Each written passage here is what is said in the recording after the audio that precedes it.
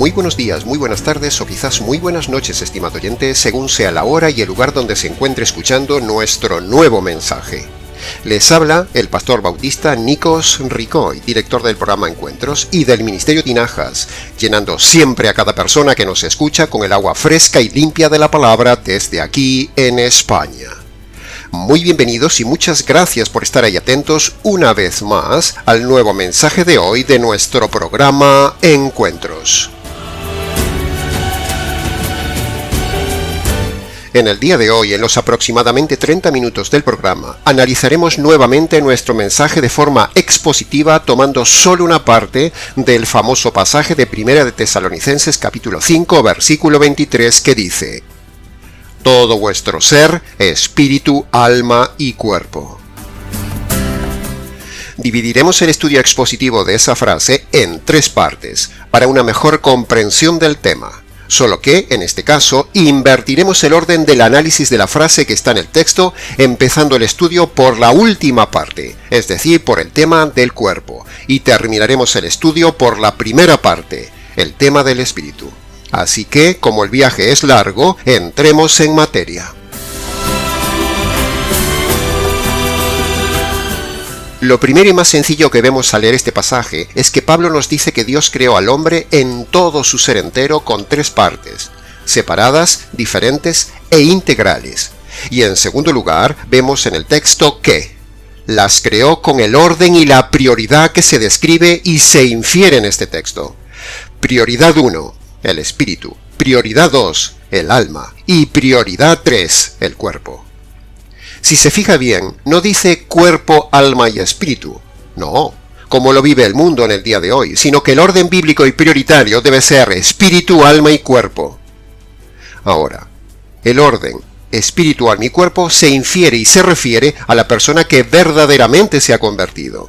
Pero la persona que vive el orden invertido, o sea, cuerpo, alma y espíritu, en ese orden prioritario, entonces esa persona no se ha convertido. Así de sencillo. Si Dios pone ese orden es como un filtro para que cada persona que lea ese pasaje se autoanalice a ver qué orden prioritario diario le está dando a cada parte de su ser en su vida. Los que viven con la prioridad del cuerpo son los carnales. Los que viven con la prioridad del alma son los anímicos, sentimentales, emocionales y morales. Los que viven con la prioridad del espíritu son los hombres y mujeres espirituales, y esa es la meta de Dios para el hombre. Así que, fíjese qué sencillo será el estudio de hoy. Será para usted como un filtro, para que usted determine en qué área vive prioritariamente su vida, si como convertido espiritual o como perdido carnal, moral y emocional. Los que viven prioritariamente en el alma y en el cuerpo están perdidos, pero los que viven en la prioridad del espíritu y en el espíritu son los convertidos. Así de sencillo. Por sus frutos se conoce el árbol, dice Mateo capítulo 7. Empecemos entonces este análisis antropológico por la tercera parte del pasaje de Primera de Tesalonicenses capítulo 5, versículo 23, y compare, estimada audiencia, una vez más, cómo predicamos el tema en este canal comparado con otros predicadores que hay por ahí. Empecemos entonces el análisis y comentario del tema del cuerpo. Dios creó el cuerpo humano como una obra maestra de la ingeniería de su creatividad, estimado oyente. Él puso todo detalle y esmero en ello, como algo maravilloso y bueno, no como decían los filósofos griegos ni los religiosos, que el cuerpo es algo malo y negativo para lo espiritual. No, al contrario, el cuerpo es algo bueno. Dios no crea nada malo. Dios le dio al cuerpo 3 hermosos regalos: los sentidos, la sexualidad y la salud. Las 3 S's: sentidos, sexualidad, que por cierto, la sexualidad es solo para el matrimonio, y la salud. 3 dones con el fin de agradar a Dios y servir a los hombres, no 3 dones para pecar contra Dios y para pecar contra los hombres. Dios le ha dado al hombre los 5 sentidos, la vista, el olfato, el tacto, el gusto y el oído, pero el hombre en su necedad los ha pervertido. Dios le ha regalado al hombre la sexualidad. En ella el hombre ha centrado solo su felicidad. pero se ha revertido en su fatalidad por convertir ese don en inmoralidad. Dios le ha dado al hombre la preciosa salud, pero en su mal uso la ha convertido en un alud, que le ha caído encima como un pesado talud. Así es el hombre ante Dios, estimado oyente. El hombre perdido es un mal administrador del cuerpo, lo cual es pecado y un día dará cuentas a Dios por ello. Dice Génesis capítulo 1, versículo 31. Vio Dios que todo lo que había creado era bueno en gran manera. Y eso incluye, por supuesto, el cuerpo humano. Por lo tanto, el cuerpo es algo bueno, dice la Biblia. No es algo que debamos castigar, ni flagelar, ni estropear, ni tatuar, ni rechazar, ni idolatrar. Ni tampoco verlo como algo malo, como hacen los religiosos. No. Hay que cuidarlo en administración, para servicio de Dios y de los hombres. Así que, acéptese. Acepte lo que Dios le dio como cuerpo, estimado oyente. Porque aunque quizás usted no tenga los cánones humanos de belleza de las películas, usted en su cuerpo es algo maravilloso, algo hermoso, delicadamente orquestado. No hay nada en el universo tan precioso y complejo como el cuerpo humano. Es usted una obra maestra y única de la ingeniería divina. Así que acéptelo como un regalo de Dios y no lo estropee. Aún la persona menos estética del planeta es más hermosa que cualquiera de esos inventos deformes de las películas de terror y de ficción. No se vea solo por fuera, estimado oyente, mírese también por dentro. Mire la maravilla del funcionamiento del cuerpo humano, la maravilla de los órganos, la salud, los sentidos. ¡Qué increíbles son cada uno de esos inventos! Son obra de sus dedos. Así que si usted se está rechazando a sí mismo por su cuerpo, si su estima está baja por creerse las mentiras de la belleza de Hollywood, o incluso ha pensado en suicidarse por su baja autoestima a causa de su cuerpo, le ruego, estimado oyente, que no lo haga. Dios metió su alma en ese cuerpo, por lo tanto no la saque usted de ahí por su cuenta. Eso sería pecado de suicidio. Quédese ahí dentro hasta que el Señor lo diga. No se suicide, su cuerpo es hermoso, su alma valiosa. Usted es un ser hermoso, una máquina perfecta. No haga caso de la presión de las medidas de belleza mundanas del día de hoy. No haga caso de la presión del mundo y su vanidad estética. No se opere, no se haga cirugías estéticas por vanidad, excepto que tenga que hacerlo por enfermedad. No se tatúe su cuerpo. El Señor no se operaría de cirugías estéticas por vanidad, ni el Señor se haría tatuajes, ni estaría gordo por comilón. La Biblia dice incluso en Isaías capítulo 53 que Jesús no tenía hermosura para que le deseemos. Sin embargo, era el ser humano por dentro más seguro, ejemplar, más hermoso y más admirable del universo. Su belleza estaba dentro. Así que cuide su cuerpo, estimado oyente. Pero, no viva centrado en la estética de su cuerpo. Su cuerpo es el vehículo para trasladar su alma y su espíritu. Así que cuide ese vehículo que Dios le dio provisionalmente. No lo estropee con drogas, con libertinaje, con juergas, con tatuajes, con bebida, con falta de descanso, con inmoralidad o con la idolatría del gimnasio.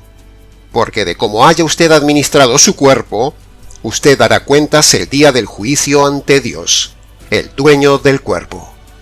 Así que cuídelo, pero no lo haga su ídolo, no lo haga su prioridad, porque el Señor pone el cuerpo en tercer lugar en el orden de su ser, como vemos aquí en 1 de Tesalonicenses capítulo 5, versículo 23.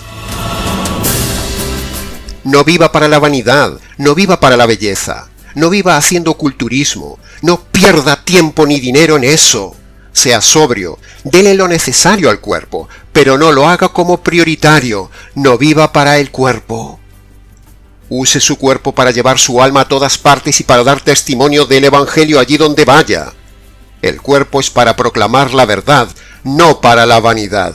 Repito, use su cuerpo para llevar su alma a todas partes y para dar testimonio del Evangelio allí donde vaya.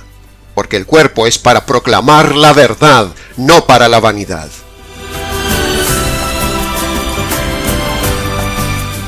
Continuemos ahora entonces con la segunda parte del análisis y comentarios del día de hoy, el tema del alma. Mucho se puede decir del tema del alma, pero empezaremos recordando que el alma es inmortal y no envejece nunca, estimado oyente, tal como hemos dicho recientemente en otro programa. Usted ya jamás dejará de existir, por lo tanto, es sumamente prioritario tocar este tema de su alma y cómo está su alma en el día de hoy de cara a la inmortalidad. El alma es una parte compleja del hombre. Está compuesta de varias subpartes, con varias funciones cada una. El alma tiene varios elementos que Dios le dio. Por ejemplo, escuche con atención. En el alma están las emociones, que nos las producen las circunstancias, por ejemplo, la alegría, la tristeza, la incertidumbre, el miedo, etc. En el alma están los sentimientos, que es lo que nos producen las personas, por ejemplo, el cariño, el enamoramiento, el amor, la pasión, el odio, el rechazo, etc. En el alma están los pensamientos, que es lo que yo mismo produzco libremente, la creatividad, la lógica, las ideas, etcétera, etcétera. En el alma está la voluntad y la libertad, que es la capacidad innata que Dios nos dio para tomar libremente decisiones. En el alma está el carácter, que es la forma de reaccionar ante una persona o una circunstancia. En el alma está la personalidad, es decir, el yo, que es la forma única e innata como Dios hizo a cada persona. No hay dos personalidades iguales ni repetidas en toda la historia de la humanidad. Es decir, no hay dos Nicos iguales, ni lo hubo ni lo habrá. Dios nos hizo de personalidad única. Somos pura originalidad personal de Dios, estimado oyente, el arquitecto y diseñador del universo. No hay dos seres iguales en toda la humanidad. Usted es único, estimado oyente. En el alma está también la razón, que es la herramienta innata que Dios nos dio para pensar, para calcular, meditar, razonar y prevenir lo que uno va a hacer. Y por último, en el alma está también la conciencia, que es una de las alarmas innatas que Dios dio a todo hombre para discernir el bien y el mal. La conciencia es el recipiente donde se acumula todo lo malo que una persona hace en la vida y queda ahí registrado ante Dios. Si uno muere con la conciencia sucia, manchada, pecadora y culpable, entonces Dios le aplicará a ese hombre la justicia por haber cometido esas injusticias que registra su conciencia. La conciencia es como un disco duro que guarda grabados todos los hechos del hombre, obras y pensamientos. Si uno no la formatea, no borra esos datos y no los limpia antes de morir, entonces Dios, cuando le toma la vida, analizará el disco duro como un policía con todos esos datos malos de la vida y entonces le esperará la justicia y el juicio y luego la cárcel eterna. Así que, como ha podido ver, la conciencia es una parte del ser muy importante, es compleja, la más compleja del alma. Y el alma necesita también cuidado, orientación, limpieza y un buen instructor y un buen manual de instrucciones para que esa conciencia no se estropee, no se manche, no se desvíe y no se bloquee. Y ahí es donde queríamos llegar, estimado oyente. Ante tanta complejidad de este ser humano, necesariamente el fabricante, por responsabilidad, tuvo que haber dado un manual de instrucciones para que podamos dirigir estas tres partes del ser: espíritu, alma y cuerpo de esta máquina tan compleja llamado el hombre. Necesitamos un manual de instrucciones tanto para saber cómo tratar el cuerpo, como para entender la diversidad del alma, como para conocer el área más importante y desconocida del hombre, el espíritu del hombre, que luego analizaremos. Para los tres elementos que Dios dio al hombre, se necesita un manual de instrucciones, porque vivir la vida humana con estas tres áreas sin consultar el manual del fabricante es temerario, estimado oyente. Y por eso así van las cosas en la sociedad humana, un caos en cada vida por no consultar el manual de instrucciones del fabricante que nos ha dado para las tres áreas del hombre: espíritu, alma y cuerpo.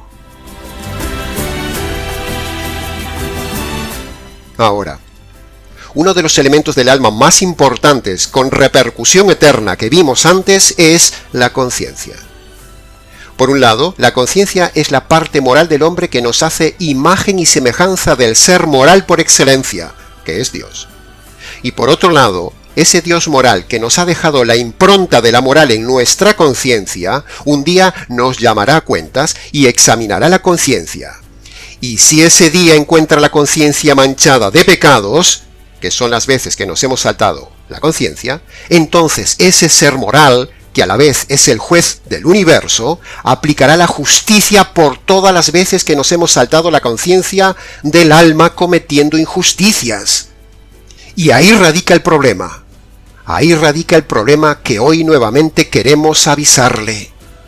Si uno se muere con la conciencia sucia, manchada, inmoral y cargada de pecados, el Dios del universo, el juez, dará su sentencia de culpabilidad y entonces aplicará su justicia, su juicio, su sentencia, y entonces usted escuchará aquel terrible pasaje de Mateo capítulo 25, versículo 41.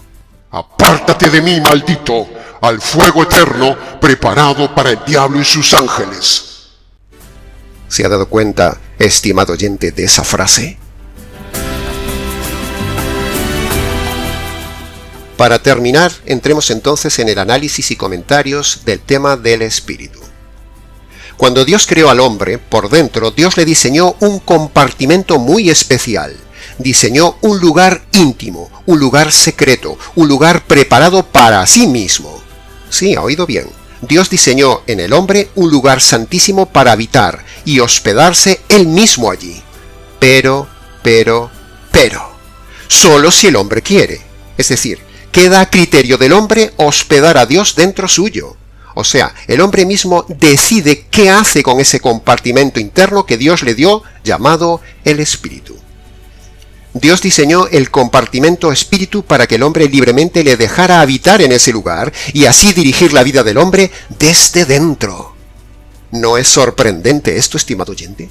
Pero ese compartimento vacío, llamado espíritu, la Biblia dice que todo hombre lo tiene inutilizado, está muerto, nace con su espíritu muerto y vacío.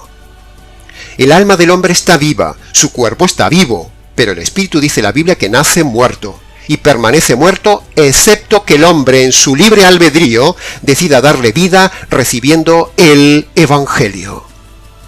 Pero si el hombre muere físicamente con su espíritu muerto, entonces esa decisión lo apartará de Dios por toda la eternidad, en un lugar de condenación eterna.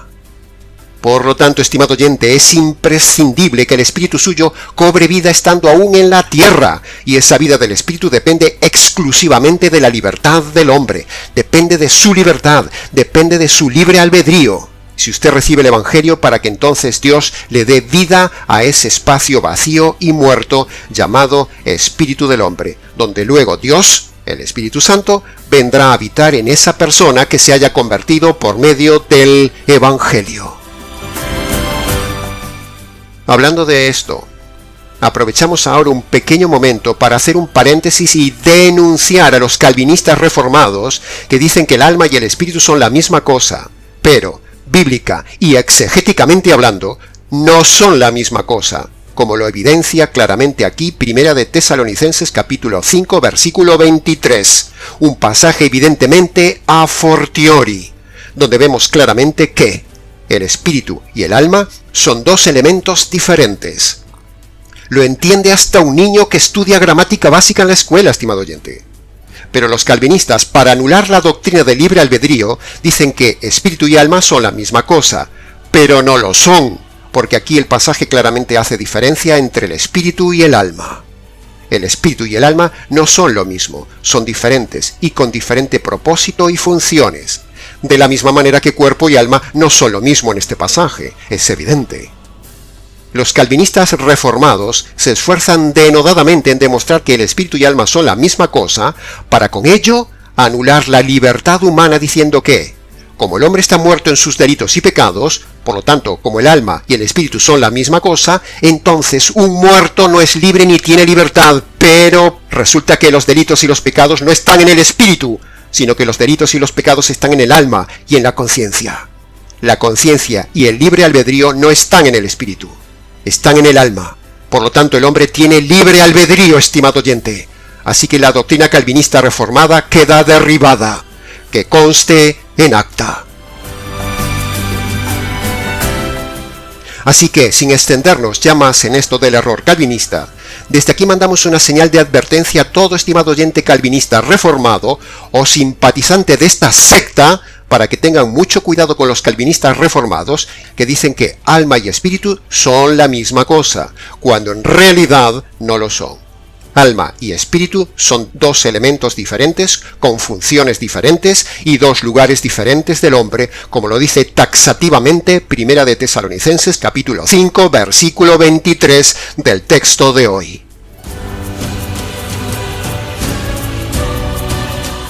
Cuando el hombre escucha el Evangelio y por medio del libre albedrío permite entrar el Evangelio en su ser, entonces el Evangelio inicia un viaje único desde afuera del hombre hacia las profundidades del interior del hombre.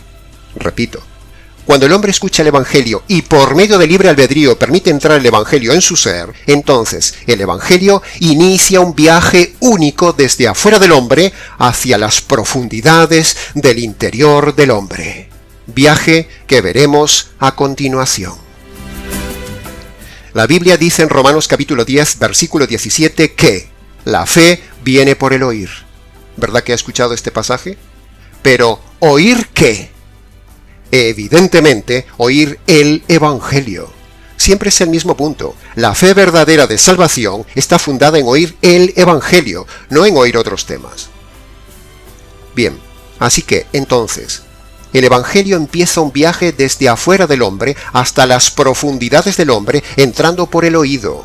Y del oído pasa a la mente, y en la mente lo procesa la razón. Y la razón es la que decide si lo cree o lo rechaza. ¿Me sigue?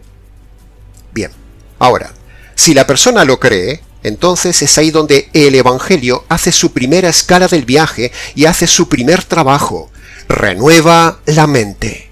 Es decir, borra las doctrinas equivocadas, borra las ideas equivocadas, limpia la mente de prejuicios y pone las ideas y las doctrinas bíblicas correctas y verdaderas.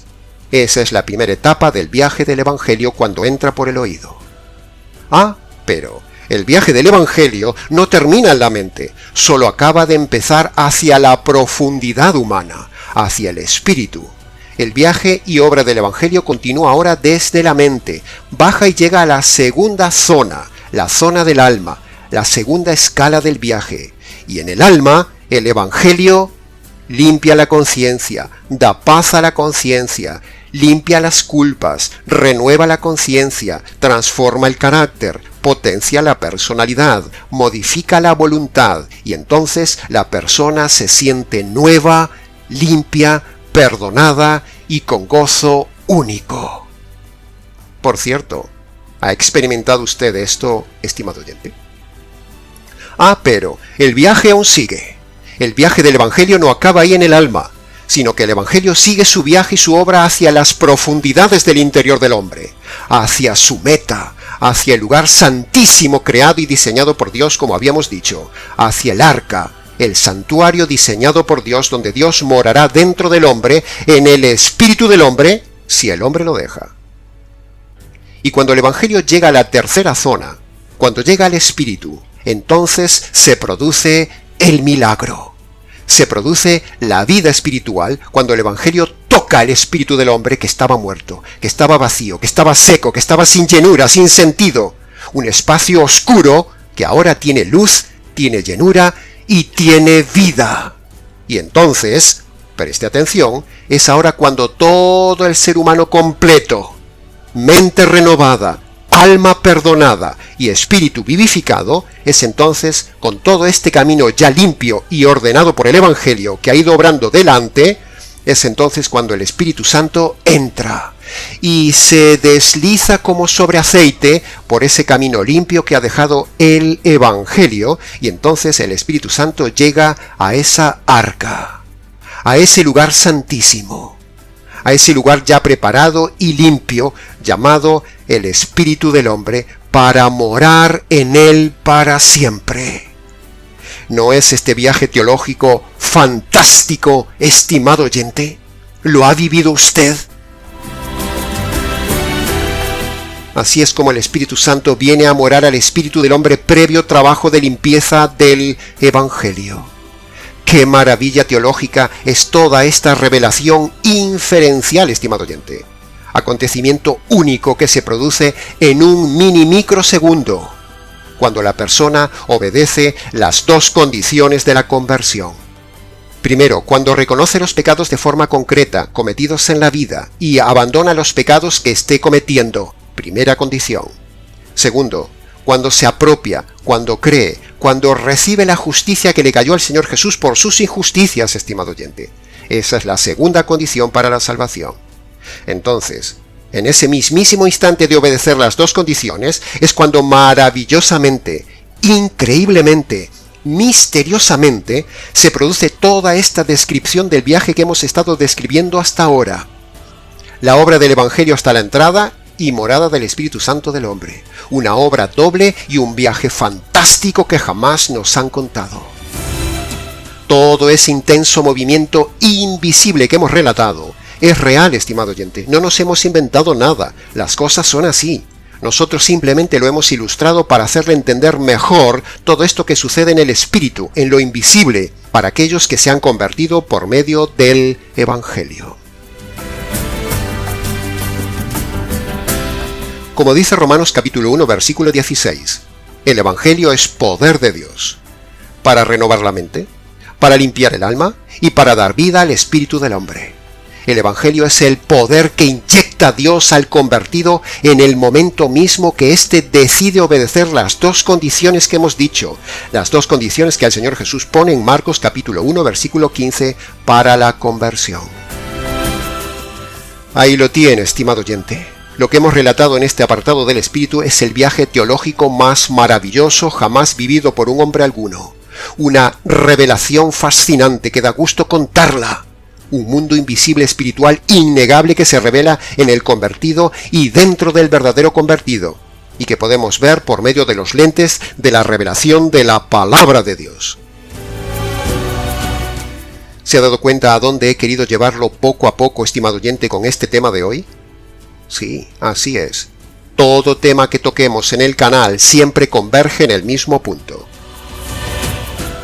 Lo único que puede perdonar lo malo que usted haya hecho en su cuerpo, lo único que puede cambiar las ideas y doctrinas erradas de su mente, lo único que puede limpiar la conciencia de sus manchas, lo único que puede quitar el peso de su alma, lo único que puede quitar la carga de la culpa de la conciencia, y lo único que puede darle vida a su espíritu es el Evangelio. Las tres áreas limpias, sanadas y vivificadas por medio del poder del Evangelio. Maravilloso Evangelio. La Biblia dice que tenemos espíritu, alma y cuerpo, y el hombre estropea el cuerpo, mancha su alma y tiene su espíritu muerto. La solución a estos tres problemas es el Evangelio. La solución no es la moral, la solución no es la religión, la solución no es la psicología, no es algún método de terapia sociológica humanista, sino que la solución al triple problema del hombre y a la conducta y a la moral del hombre está en el Evangelio. Siempre terminamos en el mismo punto con cada tema que estudiamos, porque la Biblia tiene como cohesión la centralidad del Evangelio. Todo gira en el universo en torno al Evangelio. Hasta Dios mismo gira en torno a su Evangelio. Sí, ha oído bien. Hasta el Trino Dios gira en torno a su Evangelio. Por eso todo predicador debería tener la centralidad de todos sus temas convergiendo siempre en el Evangelio, el centro neurálgico de toda la Biblia y de todo el universo.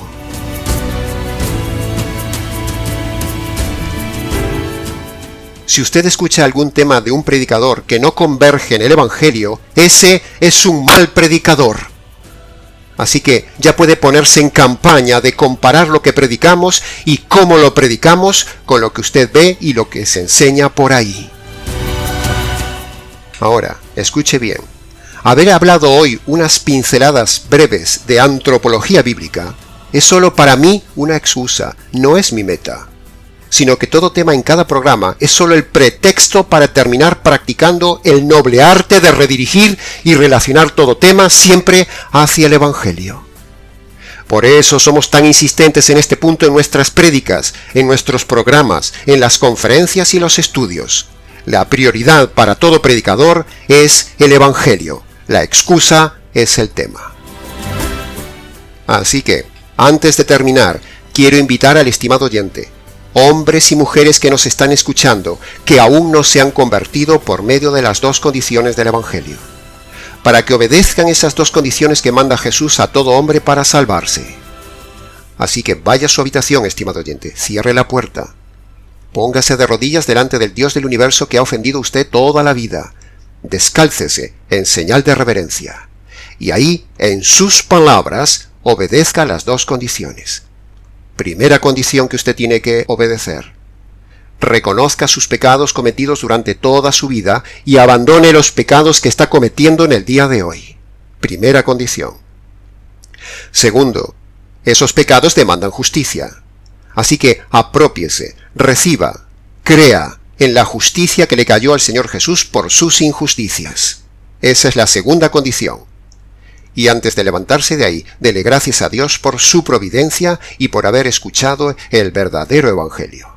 Luego, si quiere, venga y cuéntenoslo. Para conocer más detalladamente el Evangelio jurídico que predicamos, puede verlo en diferentes vídeos del canal y también puede solicitarlo por escrito al correo del ministerio, nicos@gmx.es. Y hasta aquí, señoras y señores oyentes, de forma muy breve, la exposición antropológica y bíblica del tema de hoy: espíritu, alma y cuerpo del hombre. Mucho más se podría decir del tema, pero con lo dicho es suficiente. Para preguntas, comentarios y demás, escríbanos. Les ha compartido la verdad, solo la verdad y nada más que la verdad del tema, este expositor bíblico, Nikos Ricoy, del Ministerio Tinajas, desde aquí en España. Será entonces hasta nuestro próximo programa Encuentros.